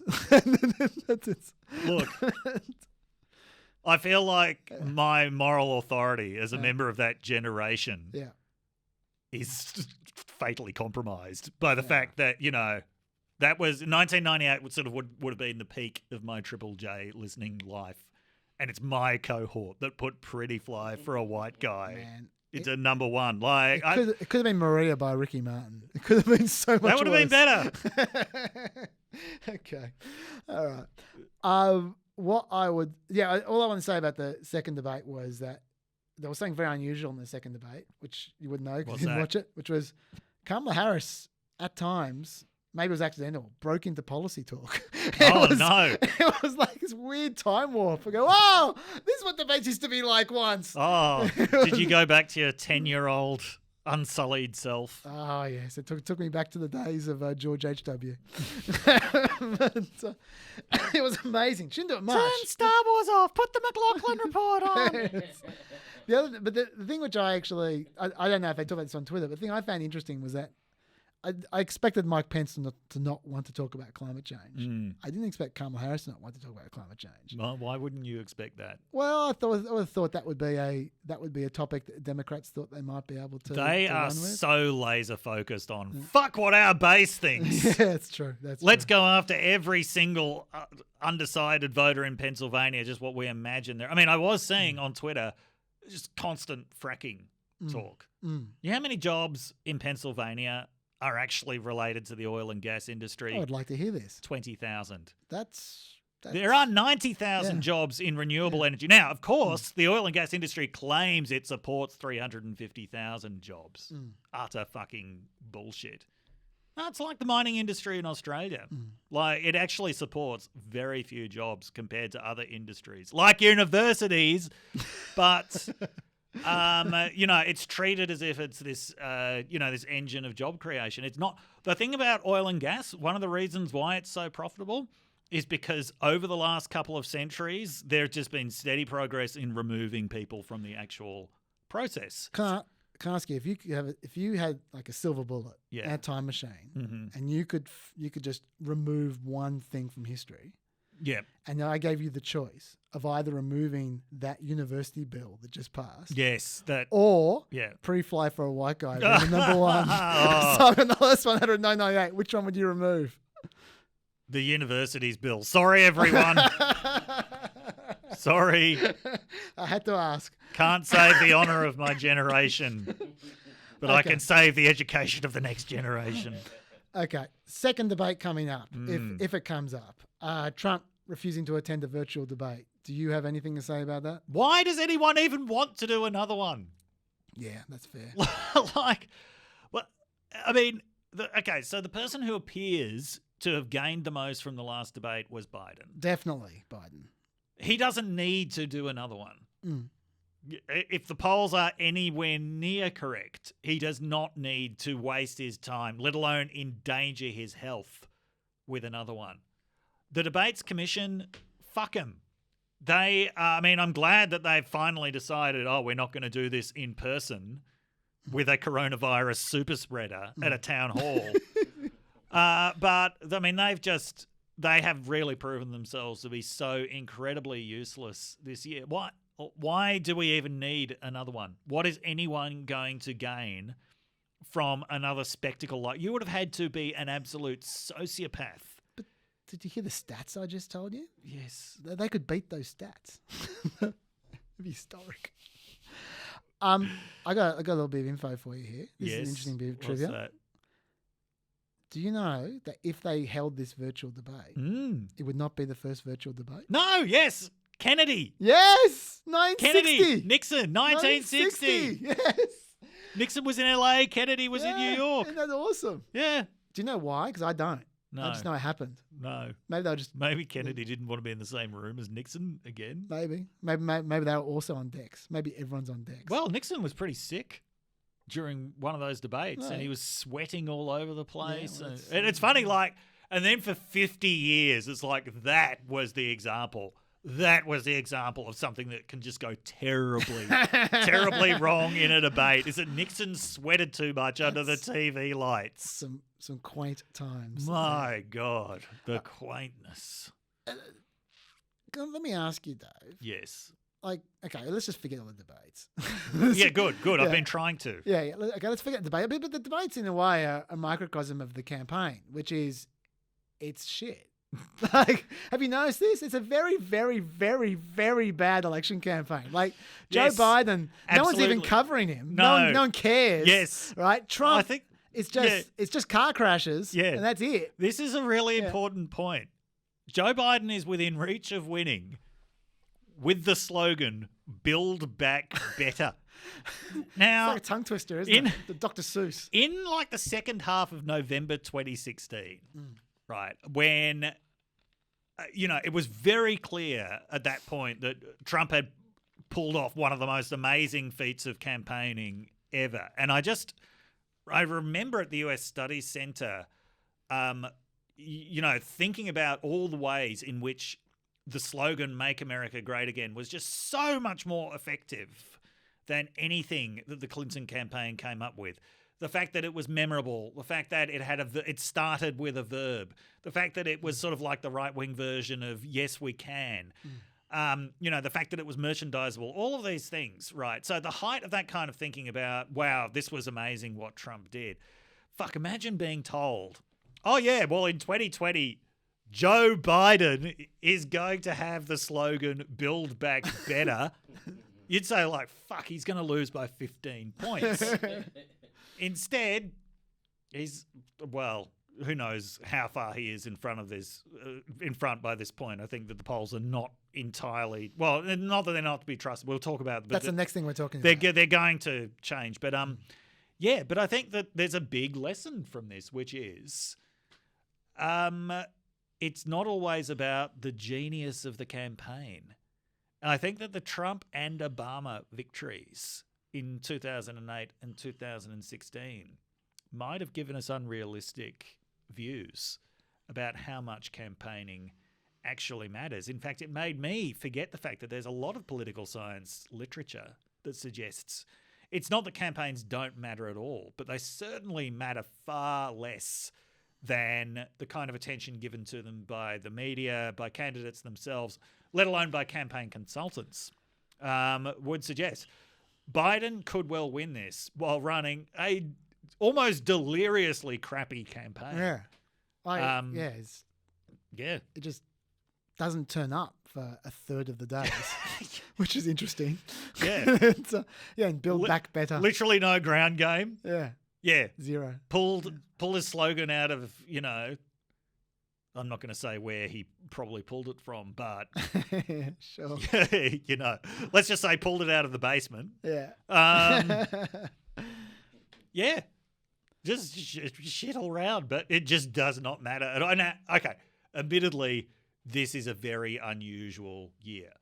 But, like, if you watch The War Room, you don't come away from that documentary in awe of what geniuses James Carville and George Stephanopoulos were. Yeah.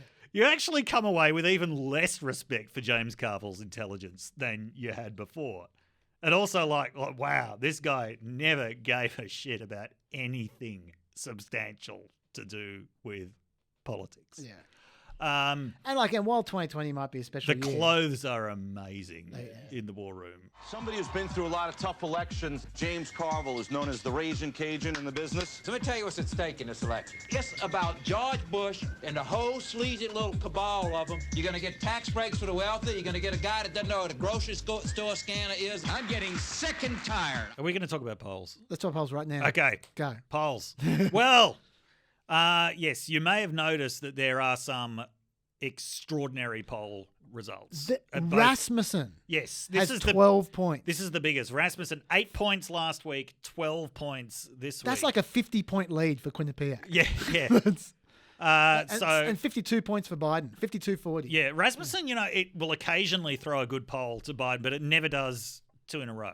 Okay, so we've got Rasmussen doing that. We've got multiple polls in double digits for Biden. We had 2 of the most extraordinary ones were the Quinnipiac polls showing Biden in front by 13 in Pennsylvania and by 11 in Florida. That was what prompted the CEO of Priorities USA to tweet, "We are not in front by 13 in Pennsylvania and 11 in Florida. Ignore these polls." I mean, we're actually getting to the point with these polls where they're potentially suppressive because they're showing such large margins for Joe Biden. But in Pennsylvania, this whole week, there have been a stack of double-digit polls. Yes. Like Monmouth, which was the tightest poll for ages, has Pennsylvania Biden up by 10. Yes, yeah. So it's, there's been like 4 or 5 of them. It's getting to the point where I was looking at the polls this week saying, okay, what are the good ones for Trump? You've got things like Trump appears to be leading in Texas. Maybe. Trump actually had a tweet tonight saying Biden was going to lose in Texas. That gives you an idea of the ground the election's being fought on. Ohio did tighten up a little bit this week in Trump's favour because there had been a poll showing Biden up by 5 and he was only up by 1 this week. So, I mean, the bright spots are like way at the edge of the map in terms of what Trump actually needs. Let me read you the 538 averages as of yesterday. Okay, national, Biden plus 9.4. Pennsylvania Biden plus 6.9. Wisconsin, Biden plus 6.9. Michigan, Biden plus 7.7. There's the election. Yeah. Okay, so 7 points. 7-point lead as far as the election goes. Florida, Biden up 4.5. Arizona, Biden up 4.6. North Carolina, Biden up 2.3. Minnesota, Biden up 9.5. Nevada, Biden up 6.6. Ohio, Biden up 0.7. Georgia, Biden up 1. Yeah.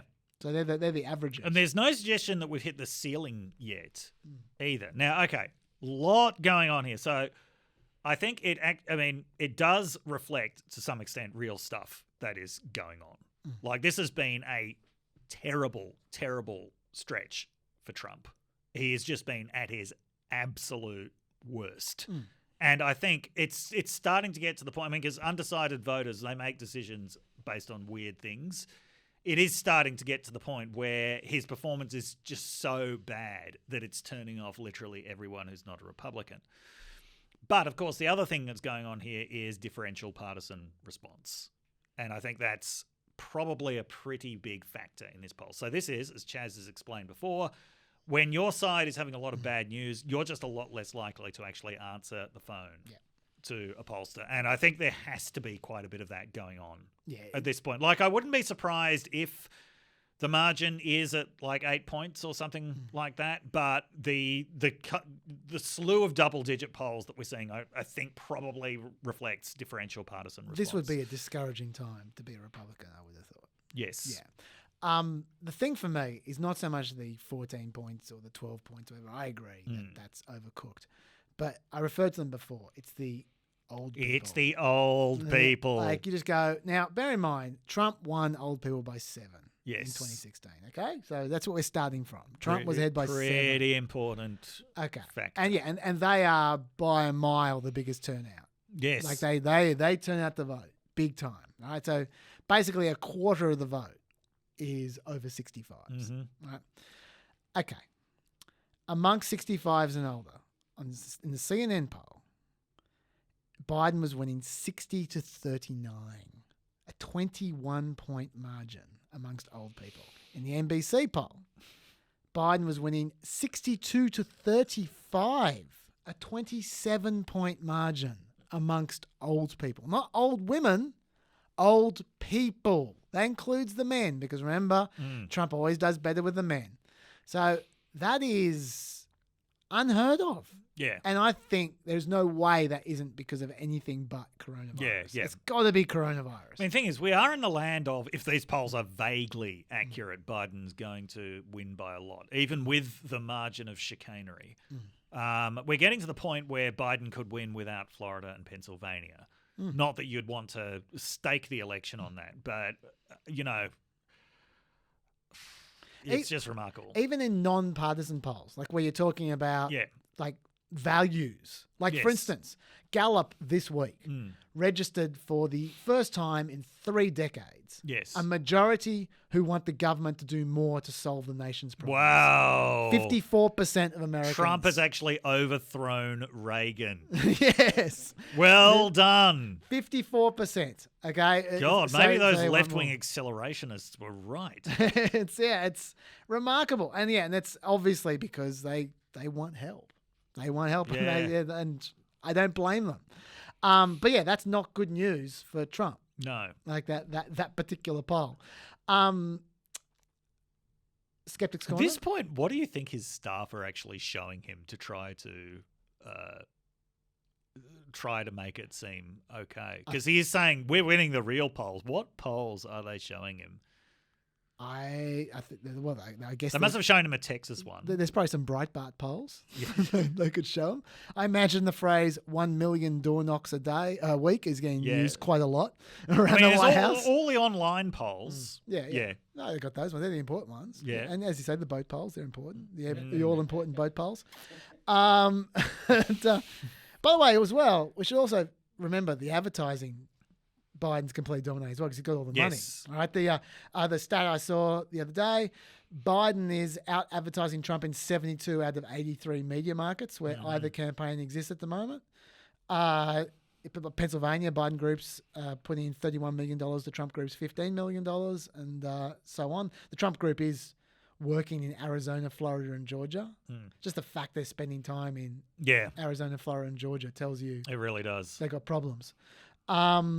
But in fact, I'll show you a clip that tells you just how on the nose Trump is at the moment. This says more than polls, I feel. Okay. This is McSally. Right. The Arizona Republican who is about to lose. Who she will really make history if she loses because she will have lost both of Arizona's Republican Senate seats in 2 years. Yeah. That is a serious achievement. She was asked the question, are you proud of your support for President Trump? Right, this Republican. Yeah. And she then did not answer the question. She just talked about how she loves to lower taxes and all this kind of stuff. So then they followed up again and said, hang on. What we asked. Are you proud to support Trump? This is what she said, second time round. Senator, the question was, are you proud of your support for President Trump? I'm proud to be fighting for Arizona every single day. Is that a yes or a no for President Trump? Putting legislation on President Trump's desk. So you're proud of your support for President Trump? You look at the legislation we put on his desk, it's to cut Arizona taxes. It sounds like she is proud of her support for President Trump. I'm proud to be fighting for Arizona. The question is, why was he wanting to support Bernie Sanders? Amazing. That says it all. Yes. Like, she was asked basically, 4, 5 times in a row there? Like, it was very awkward, and she refused to say yes. By the way, I mean, Arizona is so Republican. Like, the local paper in Phoenix is called the Arizona Republic. It used to be called the Arizona Republican. Like, Clinton somehow won it in 1996, but I think prior to that, the last time they'd voted Democrat was 1948 or something like that. Yeah, it's a very Republican place. Okay. Historically. So now we've stipulated that Biden is doing quite well. Skeptics Corner time, Dave. Well, I think we've already talked about these polls. I mean, we are probably going to see a contraction in these polls. So get ready for Trump's made massive gains this week. Look, he's gone from 14 points down to 10 points down. That's a 4-point gain to Trump in a week. It must be because of his miraculous recovery from COVID. I'm sure it'll come back to 6 points. 6 points is the margin that basically it's been all year, and then it's bubbled up and down. But 6 points is the floor. I don't know, Chaz. I think the last couple of weeks, this close to the election, how much he's fucked up. How much he's alienated people, how much he's turned people off. I think it could actually be a couple of points higher than that. It might be. Or I suppose what I'm saying is that until Trump can get to 5.5 points behind, yes, he's made zero ground all year. Yeah, and just remember that when you hear those things that they've just told you you're going to hear, because you will hear them. Yes.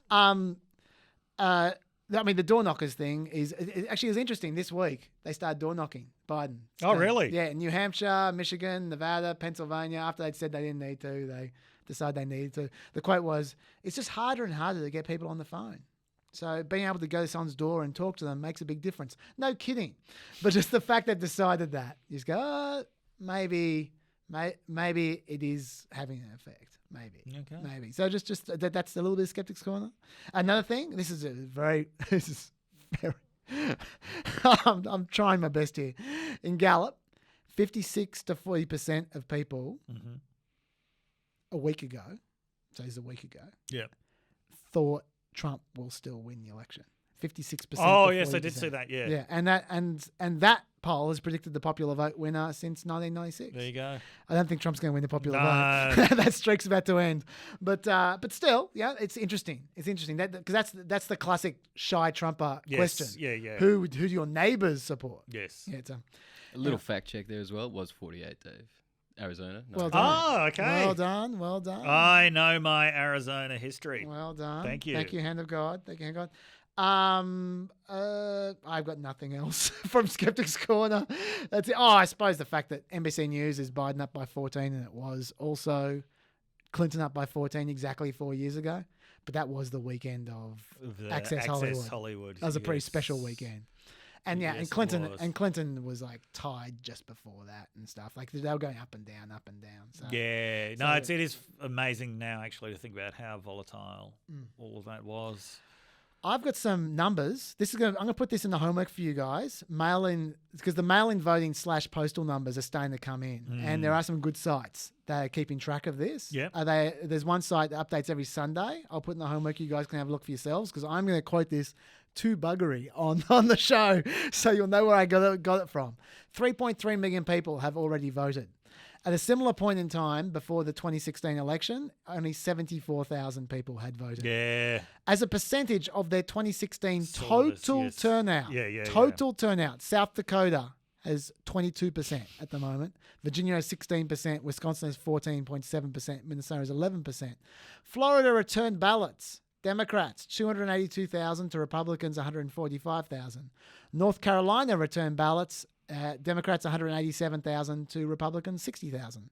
So I'll keep on bringing those stats to you as we go on. Actually, a bit of Skeptics Corner. If I were a Florida Democrat, I'd actually want Democrats to be further in front. Yeah. By that, well, given the differential with the expected differential in mail ballots, which is like 75 to 25%. Yeah. Wonder about that. Okay. Well, that's a good Skeptics Corner. Do you have anything to say, Dave, before you depart? No. No? Okay. I've got nothing more to say. Okay. Well, I've got something to say to you quickly. Yeah. Before you depart, because this is. I think the Roosters are going to win tonight. You heard it here first. Yeah. But you're going to hear this too late to go to the TAB. Sorry. Are you going to go to TAB? No. You can bet for all of them, Dr. No. Dave. I wanted to just add something to something you were talking about 2 weeks ago, which was the Atlantic article. I can't even remember what I was remember talking that Bart Gelman guy? Oh, yeah. Bart and Gelman. Yes, yeah. About okay. I want to add two things. The first of which was that the Republican leader in the state legislature. Was this only 2 weeks ago? It was 2 weeks ago. I know, I felt like an eternity, doesn't it? Yeah. The Republican leader in the state legislature that he was talking about, when he was saying in Pennsylvania, they're just going to, there's nothing stopping the Republicans just changing the rules and just saying, we are going to appoint whoever we want. The Republican leader in the state legislature was asked about that. Yeah. And he said, I have had zero contact with the Trump campaign or others about how Pennsylvania chooses electors. The Pennsylvania process, as outlined in the election code, does not involve the legislature. And the point he was making there, which is a correct point, is that while they have the right to make whatever laws they like, they've already made a law. Right. And the law is, it's the people who vote, who decide. The law is the law. And so they can't just change it on a whim halfway through an election. Good so to know. don't worry, Bart Gellman. But there was an interesting article, which I'm going to put in the homework, by Terry Canfield, and I think you're going to like this, talking about that piece. And the point, and she was writing about what she called the strongman con. And what she was saying was that she was making a point that Bart Gellman's scoop about the option of Trump stealing the election was corroborated by a Trump legal advisor. Yes. Why would a Trump legal advisor help that kind of article suggesting that Trump's going to steal the election? He didn't actually sound like a lawyer. He sounded like a 25-year-old shit poster. Well, that's possible. But what she's saying is that this plays into the strongman con. And what she was describing as is this piece essentially compared Trump to Mussolini, essentially, which we've heard before. Sometimes favorably from Trump supporters. Yeah, that's right. And what she said was that essentially when people lose confidence in democracy, they become apathetic and cynical, and they give up. Yeah. And the quote says, if you persuade people that their votes will not count, that Trump has this in the bag, why should they brave the polls or jump through the many hurdles being placed in front of them? Right?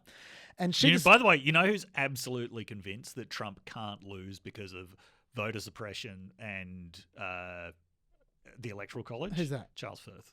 Of course, he's such a conspiracy theorist. Yeah. He is utterly... I cannot dissuade him. Can I tell you a story quickly about Charles Firth?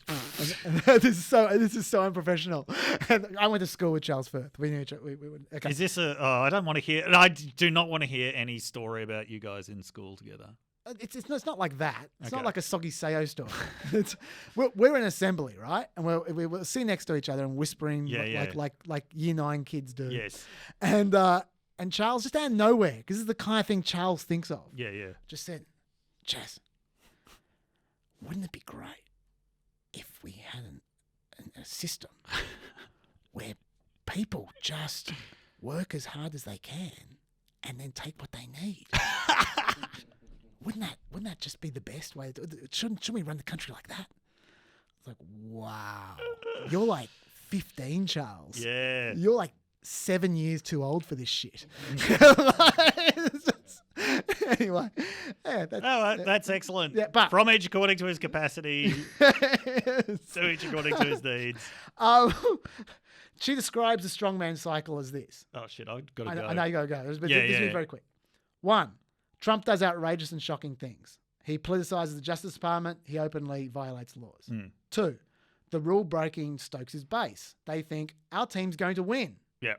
3, at the same time, the rule breaking creates panic in the opposition and meltdowns, which we saw when the Bart Gellman piece came out. 4, Trump supporters and Republican leaders see these meltdowns and they think, wow, Trump really is a strong man. Look at the fear he imposes in his enemies. Yeah. 5, this makes them love and fear Trump even more. Cycle continues. Now, he might not be doing that on purpose. Yeah. Like, it might not be a strategy he's written down. Yes, yeah. Like, it might just be evolution. That's just Trump's personality, right? And it suits the moment. But if it's true, those kinds of stories do work for him, and that might be why his people might encourage those kinds of stories. Counterpoint. Yeah. All of these debates were had 2 weeks ago. What's actually happened in the last 2 weeks? He's fallen apart. Yes. Yes. So, I mean, I respect the objections that she's making, but that's kind of just another version of what she's complaining about in the first. This is part of the everything helps Trump syndrome, which has been, we've just seen this theory again and again and again all year. Everything somehow helps Trump, even when nothing does. Anyway, you gotta go. On that point, I've got to go. See you later. Thank you. I'm going to still go on for a second. See you, Dave. Okay, now I'm going to do 2 quick things. First of all, I'm going to do 3 quick things. Sorry. Hand of God. We're not going to go too long. Hand of God needs to go. Firstly, I'm going to tell you, I'm just going to finish off my 2020 because this is a bit of fun. I want to play you an ad from the Montana Hunters and Anglers Leadership Fund, and they're advertising for the Democrat Steve Bullock, who's running for the Senate in Montana. He was the ex-governor, and he stood against gun regulation at times, and so he's copping a bit of grief at the moment. And so they ran a little ad for him, and this is how it goes. My father gave me this .22 when I was 12. Best Christmas ever. My job was to shoot rats out of the grain bins. From there, my gun collection grew. And grew. And grew some more. Point is, I'm a gun guy. And I'm tired of all the lies about Steve Bullock's record. Bullock took on liberals in his own party. A courageous and important stand. That's straight from the NRA. I'll be voting for Bullock because the truth is Steve Bullock's got our back. Montana Hunters and Anglers Leadership Fund is responsible for the content of this advertising. Okay, now the reason I played you that ad was because the Montana Hunters and Anglers, their website says they're all about ensuring that Montanans have places to hunt and fish. And they're asking for donations from Montana sportsmen and women in order to stand up for your unique, world-class Montana outdoor heritage. Interestingly, though, all of the $100,000 they've raised in 2020 came from a single person who lives in Silicon Valley called Carla Jurvetson, and she's not from Montana. Pretty sure she's not a hunter or an angler. And in fact, she's a Elizabeth Warren supporter. And so I just want to share that with you because I love AstroTurf campaigns. I've always loved them. They're my favorite guilty pleasure. So hope you enjoyed that ad. That's one thing I wanted to say. The second thing I wanted to say is I promised you on our TV show on Friday, the Friday show, that I'd talk about Julian Assange because no one else is. And you're only just getting to this now. Yeah, well, I promised it. And I'm not going to talk about it forever. There isn't much to say. There isn't much to say because there is no verdict and we have very little information. I just love that you use that as the topic of the show and then you're like 2 hours into the podcast. I'm sure they enjoyed the journey. You took the scenic route, guys. I did promise, and it's important that we cover it because no one is covering it, and it's a shame because of all the reasons we've said before, which is that if you're going to prosecute someone for releasing documents that were also released by major newspapers, then there's no reason why those major newspapers can't also be prosecuted, clearly. Now, I don't particularly hold a candle for The Guardian or for the New York Times or for any of these papers, but I do hold a candle for the freedom of the press, and I don't think that we want to go there. And if you don't think that this is a stepping stone towards greater regulation and intimidation in the future, you don't have much of an imagination. But I didn't mean to browbeat you with ideology. I just want to tell you what's going on. First of all, we should put a picture up of what Julian Assange is what's going on at the moment is the trial for his extradition. That is the trial in England. He's currently in English jail. The trial that will forcibly deport him to America, where he'll undergo another trial. That is that's what's currently occurring. If the English will not extradite him, then the Americans cannot have that trial. And so this is what it's about. And Julian Assange has essentially been arguing human rights elements because he's saying to the English, don't send me over there because they're going to torture me. This is what they do. When you extradite someone over there that they don't like very much, they torture them. They put them in solitary confinement. They screw them up for life. They'll say they treat me well, but have a look how they treated the other people in the past when this happened. And he's right. They do have a certain record of, shall we say, not leniency. And he's making those kinds of arguments, human rights types of arguments. But I'm not going to make those arguments. I'm just going to tell you the case they've got, apparently, from the extradition trial, and just ask you, what the hell? First of all, this is the picture I want you to see. This is how Julian Assange is currently been in court for the last couple of weeks. This picture is actually from the beginning of the year, but it's the same conditions. He's behind a plexiglass, not with his lawyers. His lawyers are in a different part of the courtroom. For him to talk to his lawyers, he's got to yell through the plexiglass so everyone can hear him. So there is no way that he can actually converse with his lawyers. Now, for those with not much imagination, you look at that and you go, oh, it's Hannibal Lecter. They've got him in the Hannibal Lecter room. Why does he, in particular, need to be in the Hannibal Lecter room? I have no idea. Like, it's not like he's one of those Wolverines guys. He's not trying to blow the place up. I don't know why his crime is so much worse than everyone else's crime that he's got to be treated like a bubble boy. And in a way that compromises his defense. But he is. Okay, so that's going on. Secondly, the case essentially, from America's point of view, seems to be about two things. I'm not going to get into dishonesty and things like that. Let's just talk broadly here. One is he published secrets, right? The secrets that hurt people. Secrets, even though they refuse to provide any evidence of any actual damage, but they're saying he hurt people. These secrets were very damaging secrets, etc., etc. Now, that obviously plays into the ideology thing I just told you before, which is newspapers always publish secrets that may hurt people. That is what happens with newspapers. But let's leave that aside. Guess what? He didn't. Well, he did publish the cables, but he wasn't the first person to publish them. I had no idea about this. It came out in the trial that this group called Krypton published them first on krypton.org. And the reason we know that is because Krypton's founder wrote the court a letter saying, I published them first.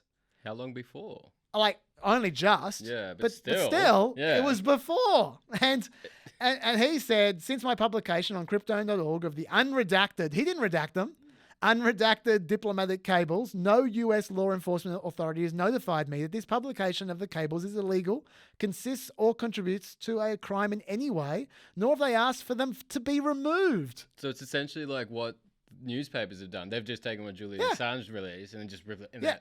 Except for in this case, the Krypton guy did it by himself. Exactly, he did it by himself. And Julian Assange has taken that. It's like innocent. Yeah, he's taken the heat for both of them. So that's the first thing.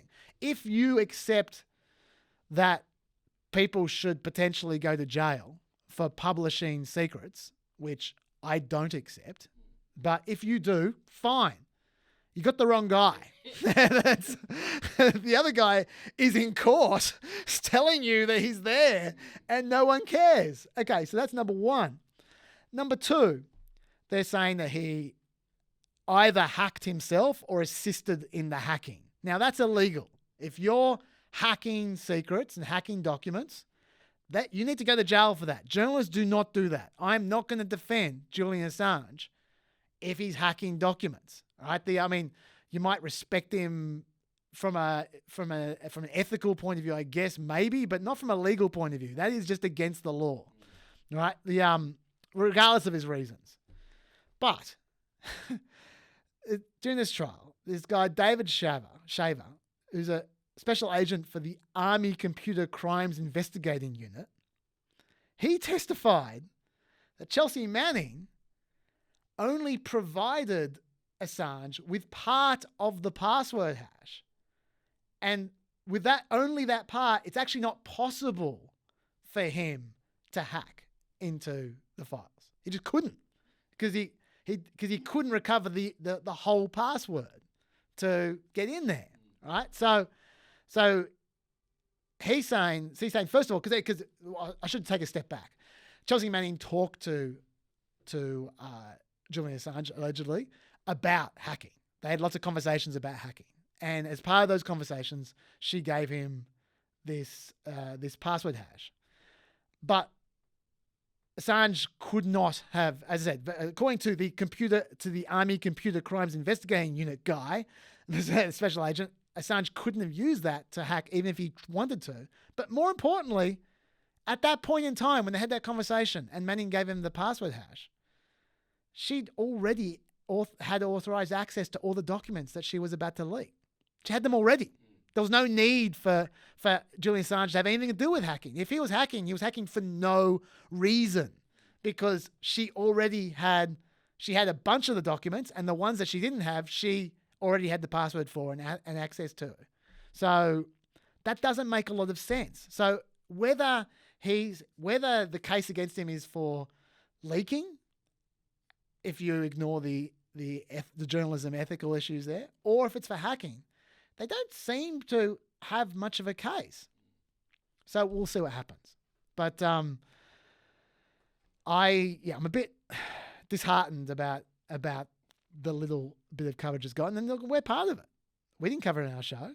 We didn't cover it in our show because the whole of America is blowing up at the moment, and we only have a certain amount of time. But I tried to get into the show, but I've got to admit, I'm part of the problem, even though I think this is a real issue. I couldn't get into our show either. But just anyway, you should know.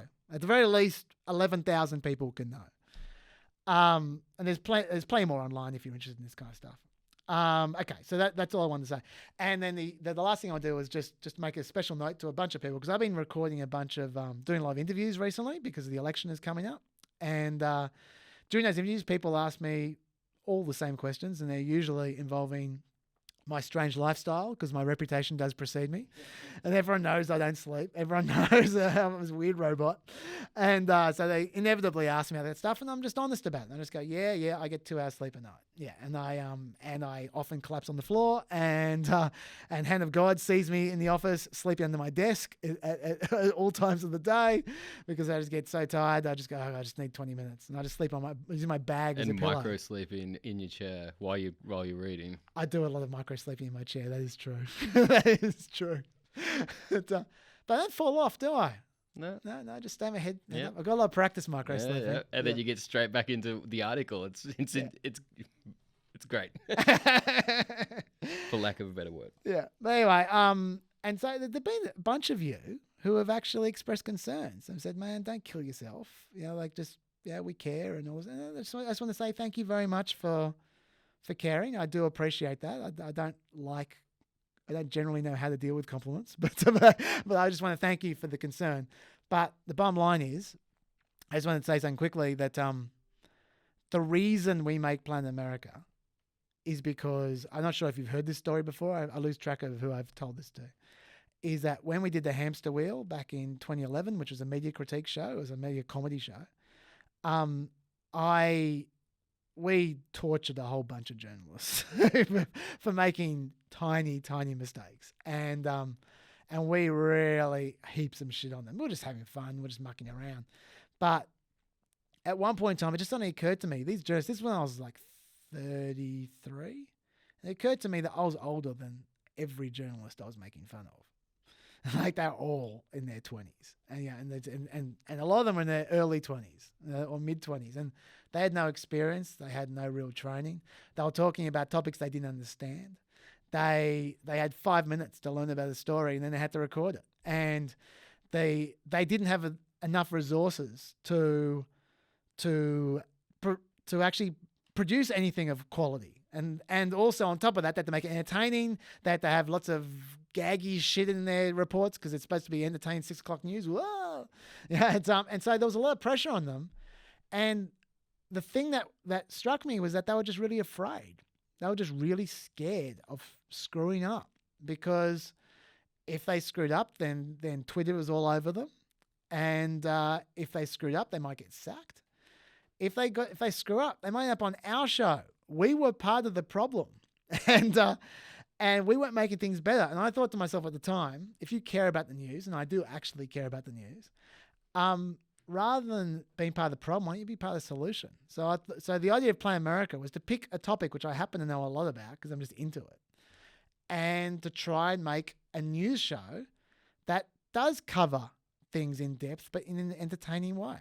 Not comedy, not zany, stupid shit, not dumbing it down, but at the same time, show that you can be intelligent and entertain at the same time. Now, whether we achieve that or not, that's the idea of the show. That's why it exists. Because I just want to produce a proof of concept that when I'm long gone, someone else who's 15 or 20 or whatever is watching it might then try to make a similar show for something else, like for Australia or something like that. People go, oh, make a Planet Australia.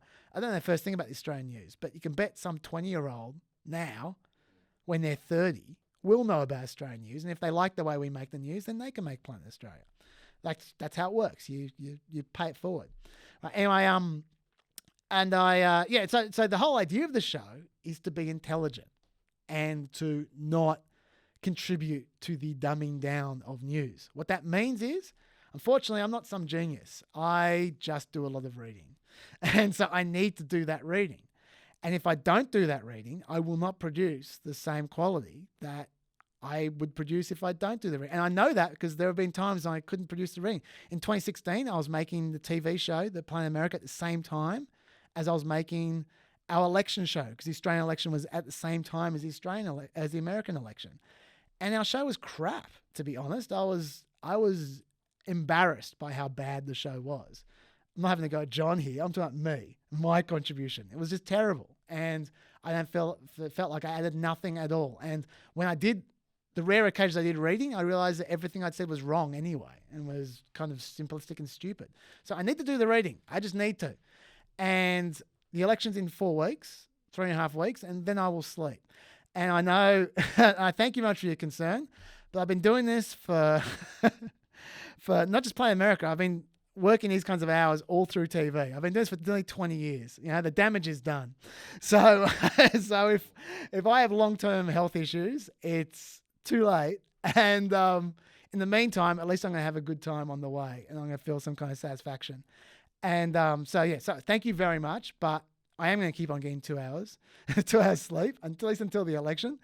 And I hope at the very least you enjoy the product. So don't worry about me, just enjoy the product. That is all I would say.